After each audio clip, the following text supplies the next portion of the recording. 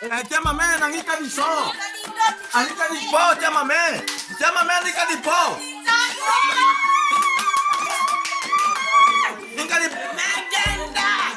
Na. Ay, llámame beautiful! Ouais. Llámame, ven aquí. Mamá. Yo no así, llámame. Da. Oh, Milma. Sofita. Sophie. Bye bye. Papa. Sophie. Magandang araw po sa inyo lahat mga amigo. Nandito po si Kuya Raul. At for today's video ay makikita nyo po ang ating kapatid na si Kuya Elvis na siya ang gagawa ng video. So actually napanood ko na siya at ako'y tawang-tawa. Natatawa ako sa ginawa niyang content. Sabi niya sa doong video eh. O edi siya, sabi ko sa kay mudra ninyo kay TM na yung anak niya ay turuan niya na mag-vlog. Malay mo in the future sila pala yung magmamana ng pagbablog natin. So ayan, natatawa ko kasi abangan niyo po mga amigo ang ginawa ni Kuya Elvis sa kanyang pagbablog. So may maiksing video lang po pero at least ayan kanya-kanyang tulog. Kanyang-kanyang tulog. May iksing video pero matatawa kayo mga amigo. At least nag-effort po si Kuya Elvis nyo at ito yung kauna-unahang pagbablog ni Kuya Elvis nyo. So inaantay natin kung sino ba magaling mag-vlog? Si Mami, si Elvis, si Vivian, o sino ba? Sino bang bata doon sa Equatorial Guinea na gusto nga mag-vlog? Sabi ko nga ay pakawakan lang ng cellphone tapos pagkayari ko ano ginagawa nila yun lang. At sabi ko nga yung update lang naman ang kailangan natin para po sa kanila at para po makita natin pala yung mga ginagawa nila. So check nyo po mga amigo yung video ni Kuya Elvis as a vlogger. Hola. Maganda po na Pilipina. Milma. Ito na nga po, napaso. Kamusta ka, Pilipino? Sa Pilipina nga po. Isa mo na kaya na. Si, yala. Hinday. Maglala mo na si kaibigan po! Na Viviana. Na Alian. Ninja na po, naga. Tete, sa. So.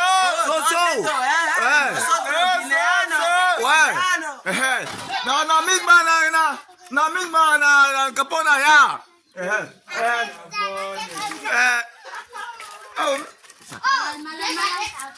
Milma. No, hakuna tiempo. Milma. Tú bajo puede. Milma. Napo laksa. Maglala ko na si kaibigan Lygia! Ay pangalan dito si maglala ko ay Isyal. Gracias. Isyal ay pangalan nito. Well, llámame. Napo na say na kaya. Nami Elvis. Na Lian. Na llámame. No, ahí se ve un poco oscuro. Llámame, alika dito. Llámame, Anita Diso. Alika dito. Anita Diso, llámame. Llámame, Anita Diso.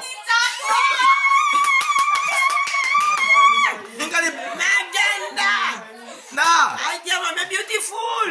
Ouais. Llámame, ven aquí. Mamá. Yo no así, llámame. Da. Oh, Milma. Sofita. Sophie. Bye bye. Papa. Sophie. Sama na po, isa yan Sophie, Sofita. Sana na llámame na kaya. Gusto bye-bye. Ito, Sab. Sí, aquí, misma. Mais si tu es un mi mamá de qui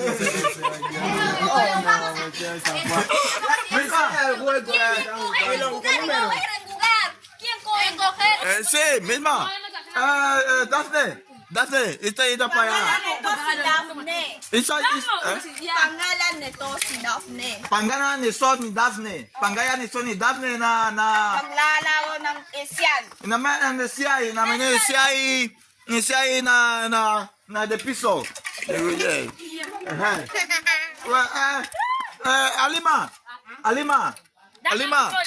Alima. Esa kita ni nampai na Alima.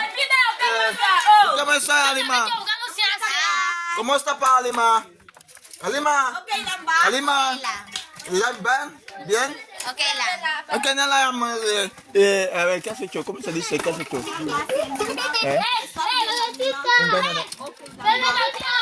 Alima, okay na ba? Okay na ba, Alima? Opo? Okay na ba? Opo?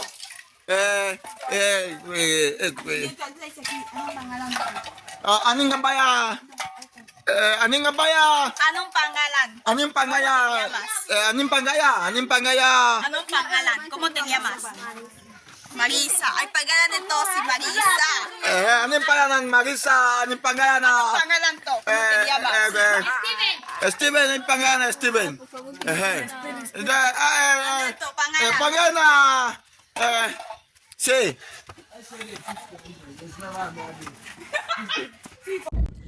Ayun po mga amigo, di ba nakita nyo na kung paano po mag-vlog si Kuya Elvis ninyo. At sa pagbablog po ni Kuya Elvis, malay nyo in the future, yung pagsisigaw-sigaw niya. Actually, minessage ko si Chamame, si Vivian. Sabi ko, kung hindi kayo magtagalog, kung Espanyol, o di ba? At least meron kaya naman i-translate. Kaya natatawa ako sa pagbablog ni Kuya Elvis, pero at least po nag-try siya para makita natin yung ano nangyari sa kanila doon. At mukha naman happy ang yung mudra dahil po nakikita naman niya yung mga bata na nandun siguro, and happy po siguro ng inyong tiyahin dahil po syempre iba pa po pagka iba po talaga pagka nandun tayo sa bansa natin. Kaya nga po mga amigo, panoorin po natin yung mga videos nila at malay nyo, sa susunod si Alya nagbablog na pala, o si Sandra, o kung sino pa nyo yung bata doon sa Equatorial Guinea. So at least kahit pa paano, makita natin yung update sa kanila. And then sa pagbablog, natatawa lang talaga ako kay Elvis kasi nga po kita nyo, pinipilit niya na siya ay mag-vlog. Actually ang may utos niya malamang sa Tia Elsa. Siya ang may gusto niyan for sure na i-vlog. Sabi ko nga ganito, itinuturo ko naman sa kanila. Sabi ko for example sa umaga kung ano yung ginagawa mo, nagluluto ka or nagbe-breakfast kayo, nagluto ka ng mga pagkain na nyo talaga at itutok mo lang yung camera, okay na yun. Sabi ko hindi mo kailangan magpa-fiesta para lang makapag-content. No, sabi ko gano'n sa kanya. At yun naman ang gusto natin yung update sa kanila. And then may mga konting interview o may mga ginagawa sila. Ganun lang naman po mga amigo. Pero at least nag-effort po si Kuya Elvis nyo. Kaya tingin nyo, sino mahusay mag-vlog sa kanila? Tia Elsa, si Vivian, si Amir, si Sophie, o baka si Alyan. Tingin ko si Alyan magiging mahusay kung siya yung mag-vlog. Si Alyan, oo. Pero si Vivian kasi, tingin ko naman dahil na marunong magtagalog na kahit paano, mas nakakatuwa kasi at least nakaka-relate tayo mga Pilipino. Yun nga lang, ang kulang lang is yung para sa akin yung topic na gagawin. For example, sila ay nagluluto, ganon. Pero at least po yung effort po nila ay yun yung ating tinitingnan doon. At masaya na tayo nakita po sila kahit po maiksi po ang mga videos na ginagawa nila. So ayun po mga amigo, excited po ako makita ang mga kaganapan sa Guinea Equatorial. Kaya po lagi po kayo manood ng ating live, ating mga videos. Sabi ko kasi especially sa live natin kasi magiging updated po kayo sa mga nangyayari sa ating mga kapatid na Afrikano. So ayun po mga amigo, thank you so much po at God bless po.